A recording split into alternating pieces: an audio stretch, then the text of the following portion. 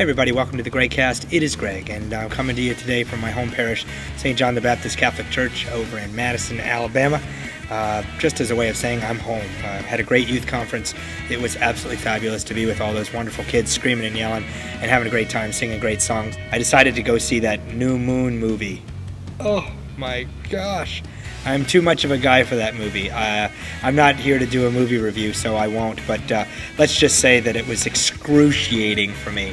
So I know what you're saying. You're saying, Greg, if you just read the books, then you'd understand, and it's a great movie, and there's all so much meaning that the movie couldn't do. I get it. I should have read the book. And so this started me thinking about Advent. There's a whole world out there that hasn't read the book. See, they're getting ready for Christmas, and yet they haven't even done Advent yet. Now, granted, maybe somebody out there probably doesn't even know about Advent, and therefore it's not really meaningful to them.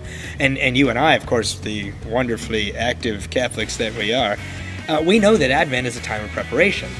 This idea that the Lord is coming, so to get ready for the Lord's arrival, we've got to prepare ourselves. We know that, right? Well, there's a whole world out there that doesn't know it. You know why? Because they haven't read the book.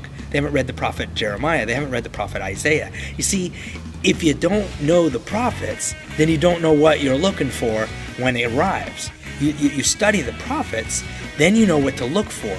You read the signs, and that way you're aware of them when the signs occur.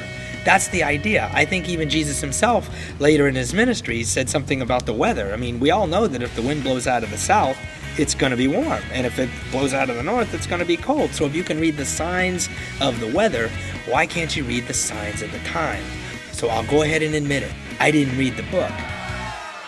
I can't appreciate the movie.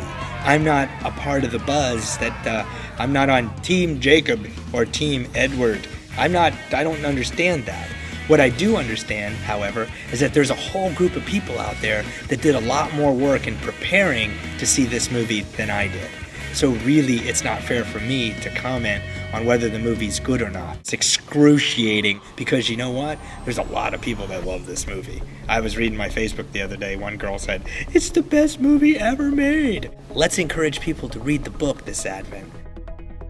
Let's encourage people to read the prophets. Let's encourage people to read the scriptures as we prepare ourselves for the coming of the Lord in yet another way.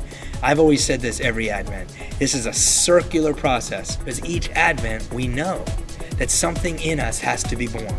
Something in us has to come alive so that we can really embrace the Lord in a different way.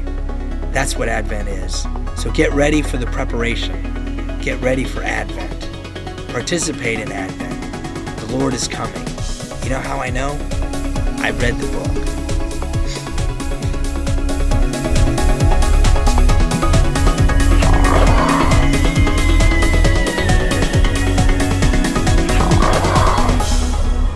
Hey, John the Baptist standing on my shoulder.